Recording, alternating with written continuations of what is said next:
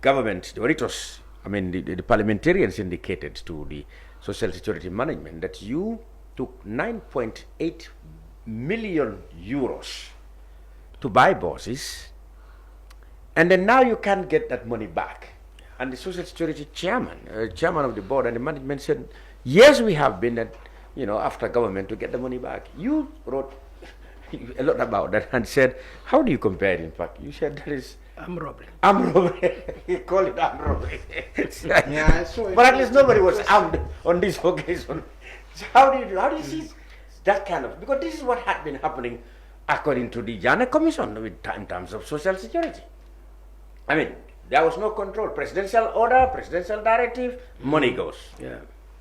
No, Cham, I saw the independence theme marching in solidarity. I think for self-reliance and so on.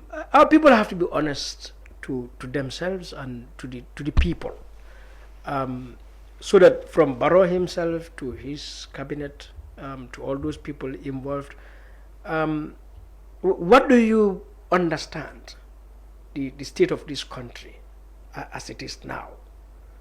All right. Do you think this country is on a path, it's been governed according to the laws of the Gambia, the constitution and the laws of the Gambia? Because if that were the case, this social security situation should not have arisen to the point that we have a body like social security and our whole Ministry of Finance arguing, about money that belongs to workers. That who you did not consult to do this. But again, Cham, I'll urge all Gambians to go and read the Auditor General's report. All right.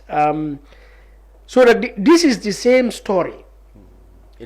Public institutions, whether it's NAVEC or GAMTEL or GAMCEL, government comes and give them loans and they wouldn't pay back.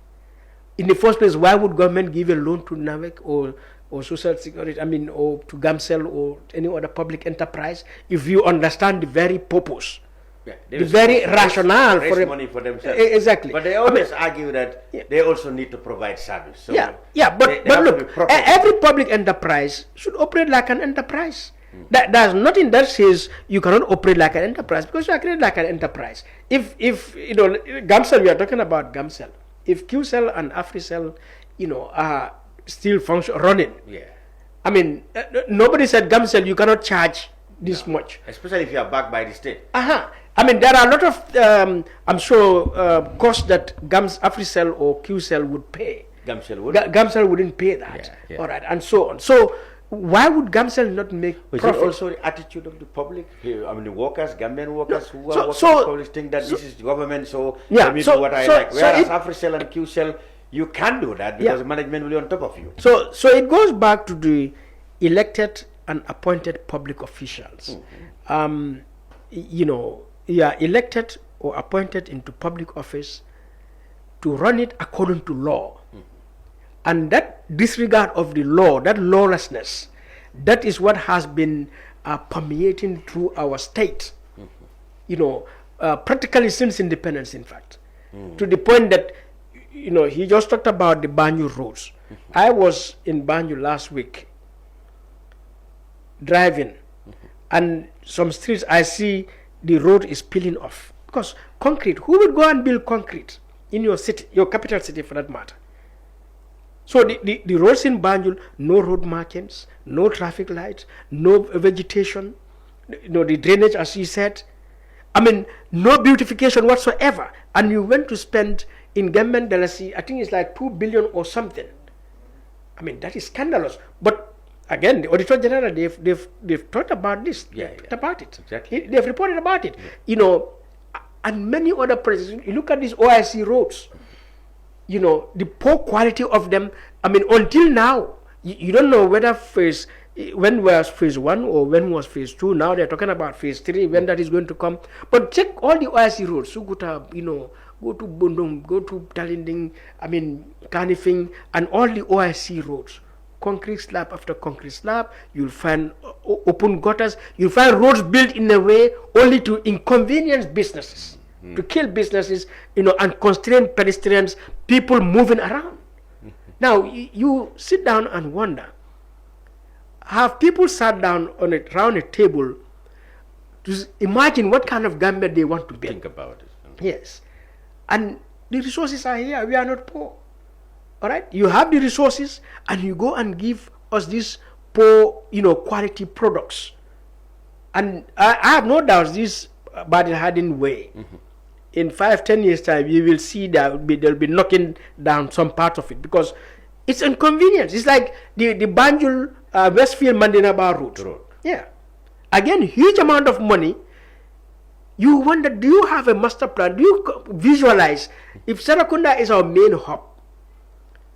What kind of road do we need to build? That road would be now the artery. I mean, that would connect every other road to facilitate business and movement and trade and commerce and security and life itself. Yeah. Now you have no thinking of that. You just build this big road there. That is a huge inconvenience. And for now a decade or so is what we have, and Serakunda remains the same. So it's like Mustafa said, they just get up. Okay, so Bundung highway is a big problem. It's deteriorated to the point you cannot imagine. Okay, let's go and fix it. And they go and build any kind of road that this is not going to last. Number two, it is not a road that a modern city requires. So what is happening in terms of that area or in terms of social security situation? All right, it all points to the lawlessness in the state. And that is what is accounting for the poverty, the deprivation, the inequality, the lack of opportunities for our country. So they have not harnessed all of the resources that exist in this country, the potentials in this country, which would have created wealth. And so if you have done that, Cham, I have no doubts that Gambia would have been at the same level with Singapore today. We would be producing our laptops today. Gambian vehicles, we would manufacture our own vehicles. I mean, what is stopping us from doing that?